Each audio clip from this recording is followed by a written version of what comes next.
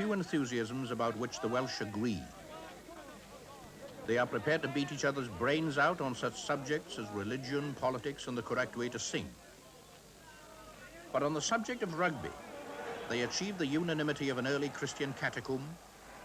The game has a speed and a violence that nourish some deep twitching nerve, suggesting that it sublimates some itch for passion and violence that has been curbed by hard work and the evangelical surges of the chapels.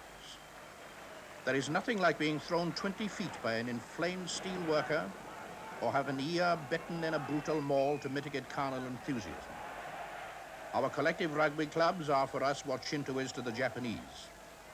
They exercise a powerful influence on our politics and education. The utterly non-rugby man in Wales feels like a kind of exiled eunuch. Some Welshmen regard the rugby brotherhood as a hairy mafia, and even they are trying to grow enough hair to join. They say that in the first game of rugby played in Wales, the ball was not made of leather. It was the head of a Norman bailiff. And indeed, when you watch Welsh rugby, you feel that in their minds the players are still launching their muscles and breaking their teeth against the mighty fortresses of their medieval conquerors.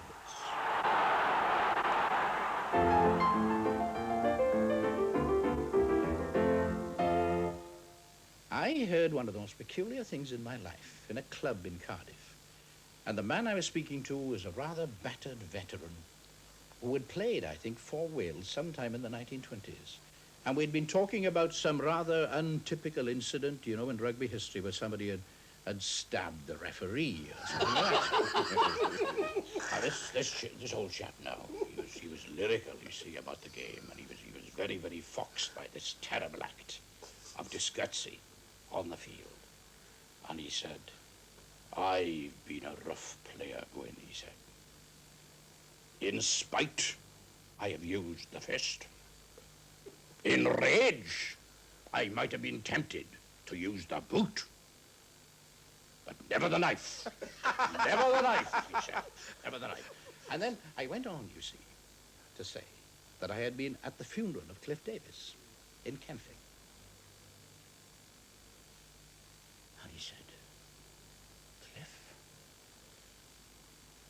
And he paused, and I took the opportunity of saying that it was very strange that during a whole epoch of Welsh rugby, the name Cliff, you see, had cropped up. I mean, in my own village, at the top of the hill, there was Cliff Morgan, one of the great artists of the game. At the bottom of the hill, slightly better off than Cliff or myself, was Cliff Jones. And then there was Cliff Davis, you see. But the old chap now was really in hysterics of grief at the fact that Cliff Davis had died and been put away. And he went without me knowing. Without me knowing. Cliff departs the earth without my comradely hand to touch his grave, without my faithful voice to sing a hymn of consolation as he goes into the dark. Which Cliff is this?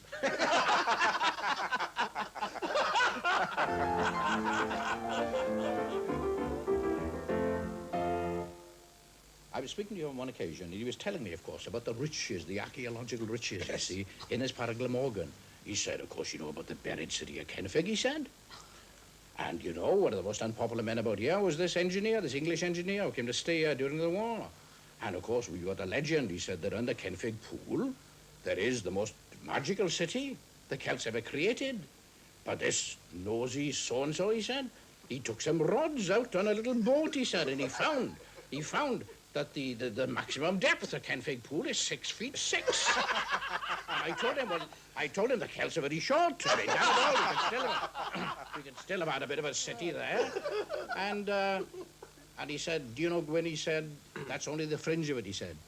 "That city in Kenfig Pool, where we are standing now," he said, "when it's dug up, properly dug up, and the coal board undoubtedly will see to that sometime or another with all this open cast going on, the riches of Nineveh, Tyre, and Babylon will be made to seem suburban."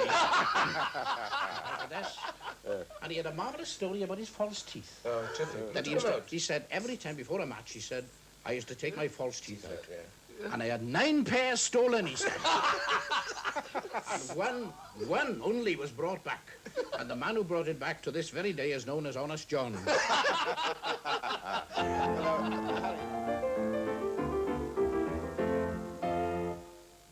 from the valley. My father was a miner in this place.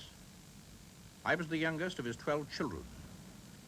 He regarded our arrival and presence as a noisy mishap. He was an underground ostler with no love of coal and no luck with horses. He was a catalogue of hoof prints and a founder member of the Great Depression. Our kitchen, about the size of an average hutch, was a busy bilingual bomb of a place.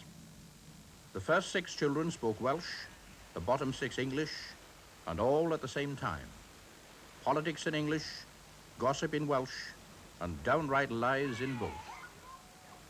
I suppose in a way I've been lucky. For 20-odd years I taught, and to be with the young, with their strange universe of crooked jesting, is a great privilege.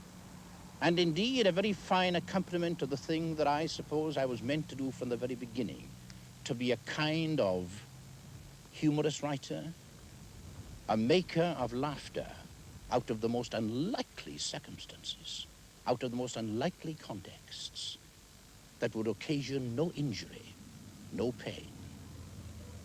Whether I succeeded, I do not know.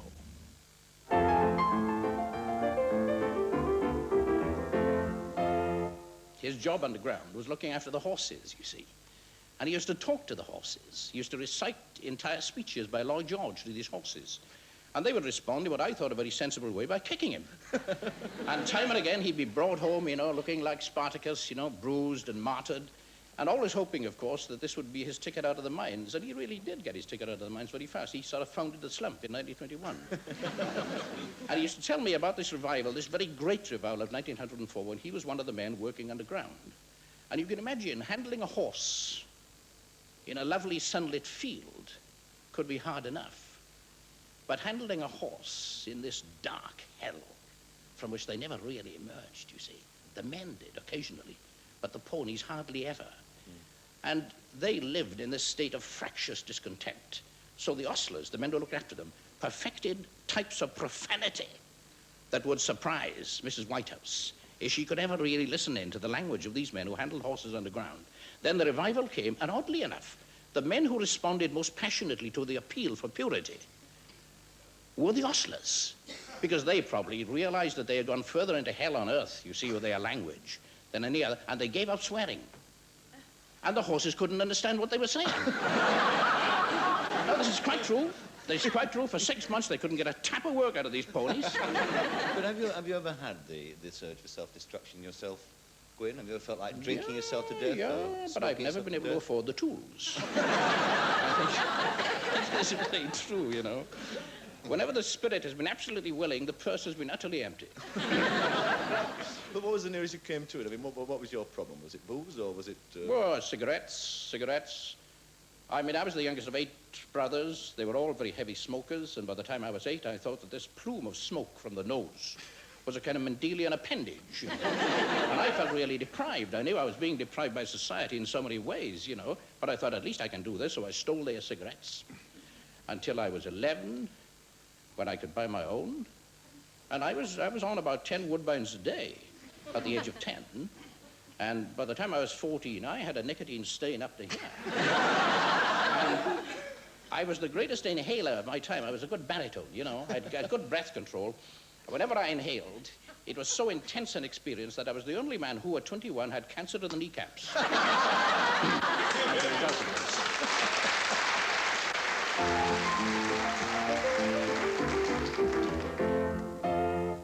It must do very great harm, of course, to be exposed to too much singing, because in the part of the Rhondda Valley where I lived, I mean, the singing was constant. There's no doubt at all about it, that, you know, chapels would erupt, and we couldn't tell the difference between the chapel singing and the explosions, because they were going on, too.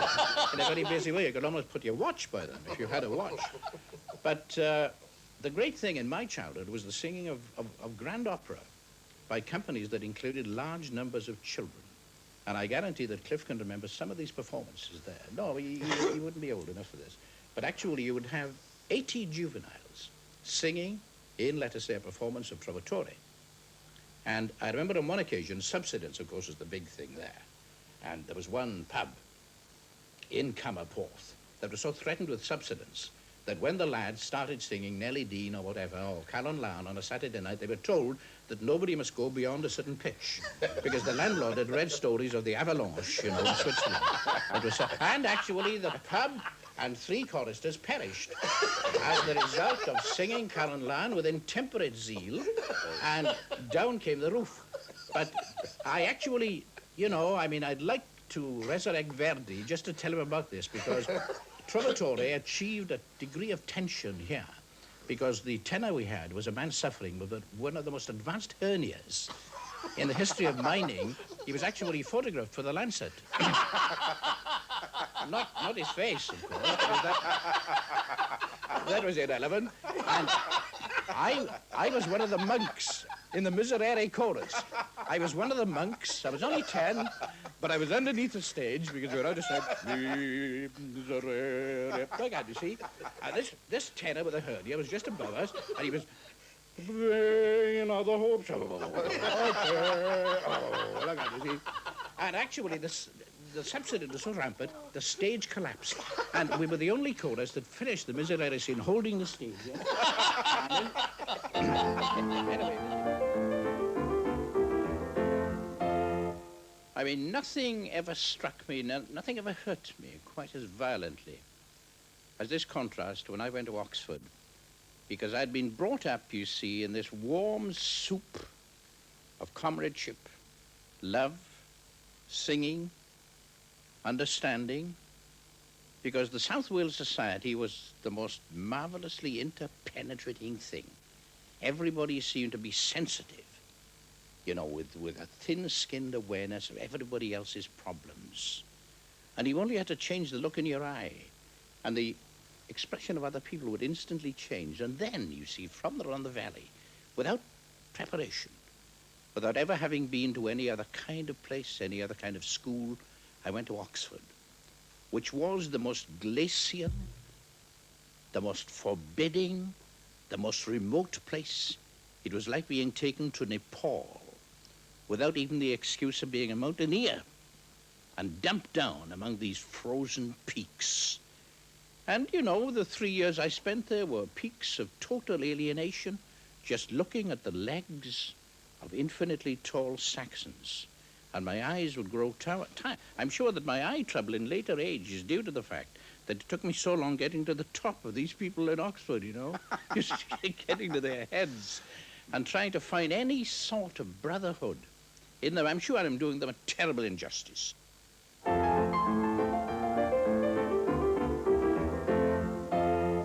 Before the countless wounds of Spain were opened, a young man from South Wales had a vision of how it would all end.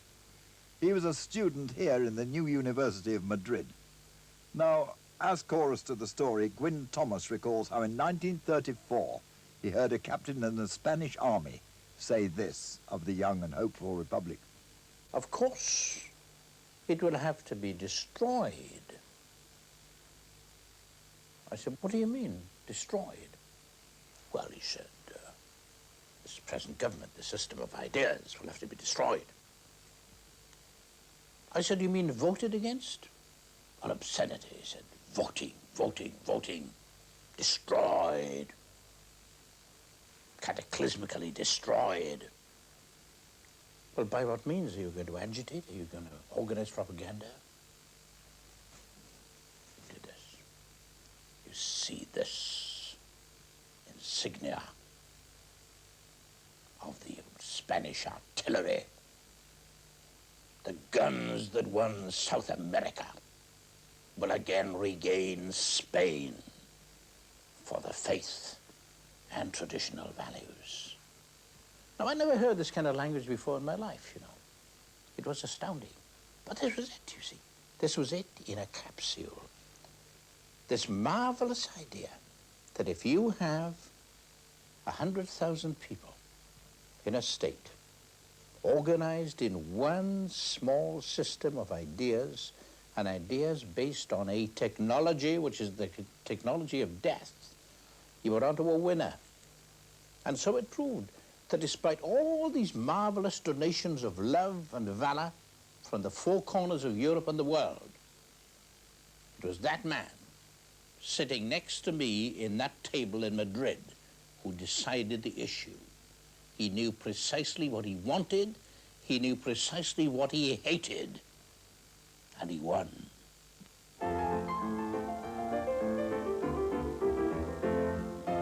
Well, because from the age of 18, I joined the March for International Awareness. I mean, the most magnificent crown of my community was that we were a fusion of thousands of people decanted from the English counties into Welsh valleys. And I mean, after all, the names in my class at the elementary school were names like Marsden, Mustow, Billington, as well as Jones and Evans and Thomas. So I would have been a rare old fool to have said, I will insist upon a purely Welsh identity. And at the time, of course, and the nationalists must be aware of this, that at the time when people like Gwyn Thomas and myself were coming to fullness, I mean, the surge of English teaching into Wales had reached a climax, really. It was the high water mark when we really considered Welsh to be a kind of pet. It was lovely to have a few phrases, you know, and to know that there were Welsh bards and there were Eisteddfodic ceremonies and the rest, but a pet, something to be kept as a kind of domestic thing. And we would have said, well, all right, have a pet, but if a man ran his dog for mayor, it would have been considered an anomaly. And actually, I think that the Welsh community will, in the long run, lose out when it ceases to be an active part of the English-speaking world, because we have the spirit, we have the wit, we have the imagination to contribute something invaluable to the English-speaking world, and the English-speaking world is central to the future happiness or the future misery of mankind. So every active nationalist to me, you see, is denying the Welshman the chance to fulfill his true and glorious function upon this world. That is, to be a man of great imagination, great compassion, in the language that will reach more people than any other.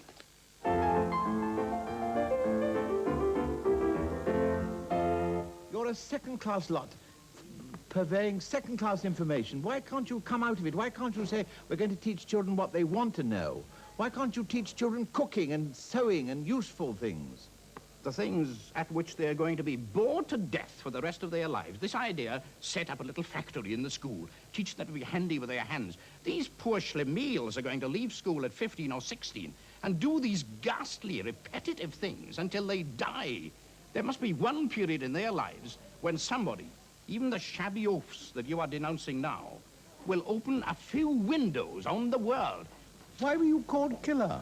Well, I was the gentlest of men. Actually, I never laid a hand on a pupil unless I stumbled in the aisle. And do you think that schoolmasters, most of them, believe in corporal punishment? When asked to vote, do. they vote always They to do. retain the tawse and the cane. Why? Because when you are actually thrashing a child, you don't have to be teaching him. There you are. You see, you know the ropes too well. Do you think you have any right to morally dictate to the child its course of conduct? Do you think you have any right to teach it religion? Do you think you have to keep on dinning into its head the Christian ethics when you don't believe in them or subscribe to them yourself? Do you believe... Of course we have the right to do this. After all, we are faced with a formless mass of more or less social nuisances. I mean, you are giving to the child a dignity, an intelligence, a genius that the child does not have.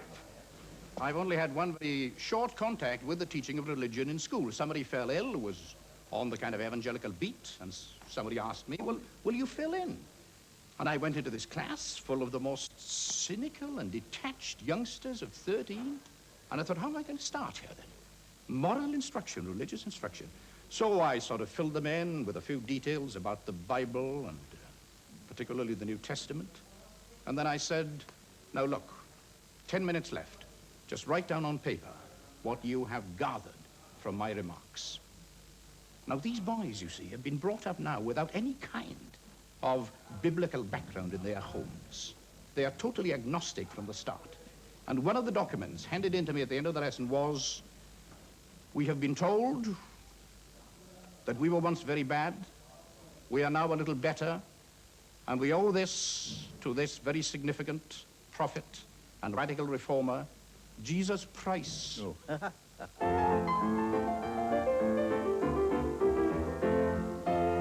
you know, I remember a man telling me in Swansea, and he was saying, I was on the verge of a great sin, he said, in a pub in Swansea. I've been living in the Swansea Valley there for 25 years, very faithful to the wife, he said. And a believer in monogamy, you know, it's cheaper. With the bus fares going up, you know, adultery is becoming out of the question now. But he said it was during the war, he said, for the first time in my life, I felt the need, the urge, to stray off the path of chapel piety and respectability. Gone very quiet. Savor what lies in the outside world. What is the taste of sin? I kept on asking myself. This is the man in Swansea now, not me. And anyway, he said, it was during the war, he said, and there was this woman giving me a very, very lascivious eye, he said, in the bar. Very nice looking. So I thought to myself, this is it. This is it. And first chance now, outside, round the back. And he said this raid was going on, and a bomb fell. And it fell very, very near the pub. But that didn't disturb my desire, he said. And when the dust had settled, she was still there, still smiling, her eyes radiant. So I rushed her at the back. And do you know what had happened, he said? It was the first time in my life that I realized the force of what they call blast. My trousers were back to front.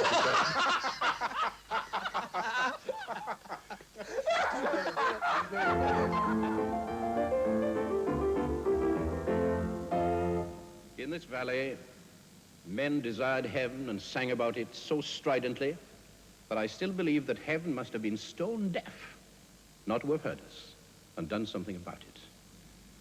It was, in terms of religion, a great explosion of stone. Chapels sprang up on every corner and throughout the intervening streets. Then, of course, poverty came, and like a great wind, took it all away. These places were gutted.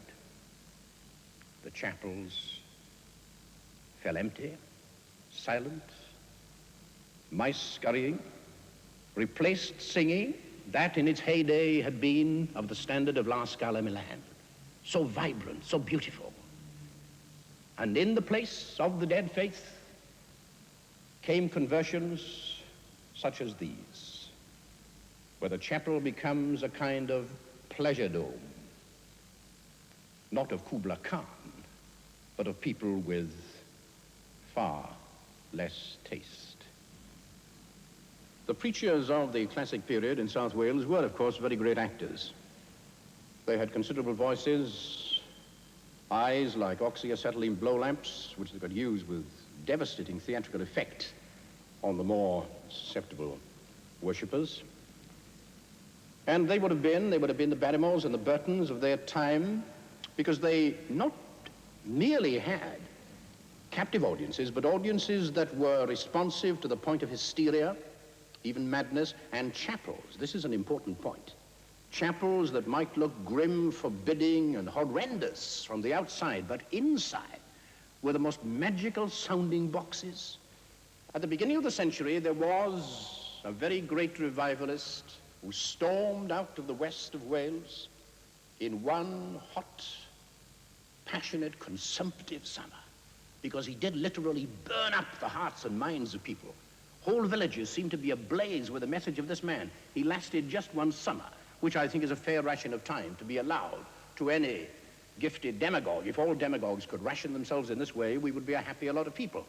This man found himself in a village in South Wales. He was a passionate man. You can't be a preacher without having enormous sensual impulses. The very act of preaching is an act of sex. And he was the dilly of them all, this man.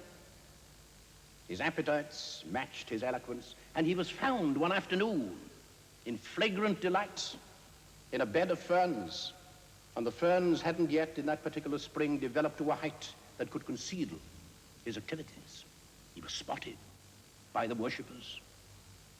The women, black with resentment, told the husbands already smoldering with spite because of the many hearts that had been taken away from their particular embrace, turned up at the chapel that night for the missionary meeting, determined to challenge, maim, destroy this man. He saw the moon.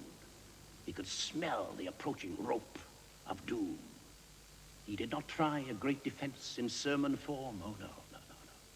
This man's instincts were far too well mobilized because he was the great actor-manager of his time. He simply stood there for 5 minutes in shamed silence. I have sinned. We all have sinned. God, indeed, may at this moment be sinning. And then he did a very clever thing. He conjugated the verb to love in English and Welsh like a great Indian prayer over and over again until a massive sob rose like a bird to the ceiling of the chapel. And he knew he was there. He was home. He was right. The weeping spread like a great flood through the chapel. And women rushed up the aisle to touch his feet, to tell him that all was understood, all was forgiven. That man could come back today to this place, could do the same sort of thing. Could he find the lover? Could he find the fern bed? There would be nobody to listen.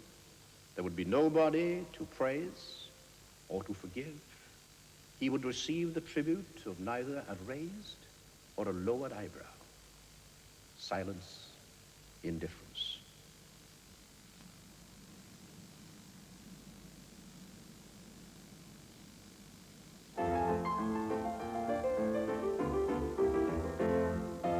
Men would die in those days, and the coal owners wouldn't even afford an ambulance.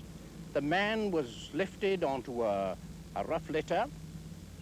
His dead body would be covered by a sack or an old army coat, because it was near enough to the First World War, of course, for army coats to be fashionable.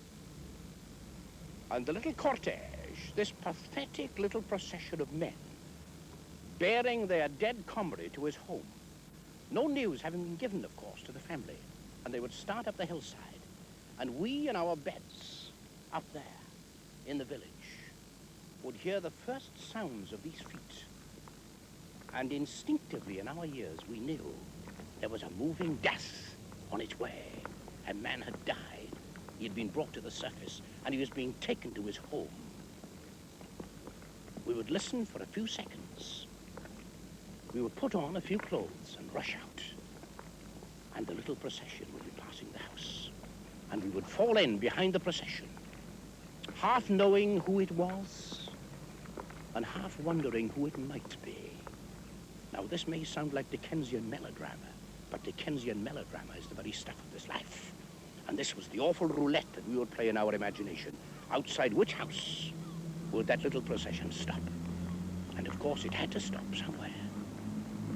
And the poor thing, the poor dead thing, would be unloaded onto the poor, widowed threshold.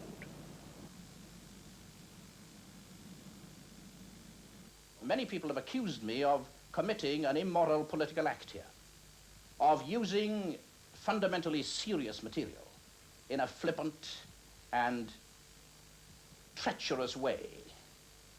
And I suppose, if I were to appear as a ghost at some bar of literary history 100 years from now, in the company of men like Maxim Gorky on the one hand and Damon Runyon on the other, representing the two extremes of seriousness and indifference, that I might indeed feel that with the sort of material that I have had to deal with, that great, resounding, sulphurous novels of the Dickensian sort could have been written, instead of which I have compromised with what possibly I, were I a severe critic, would denounce as the verbal equivalent of tiddlywinks. And yet, I go back to my first point. Had I written these great, solemn, reverberating novels, it is likely that they would never have seen the light of day. At least I have crept into a little bit of light with this strange trick of slyness learned from a master in his field, whom I salute, Damon Runyon.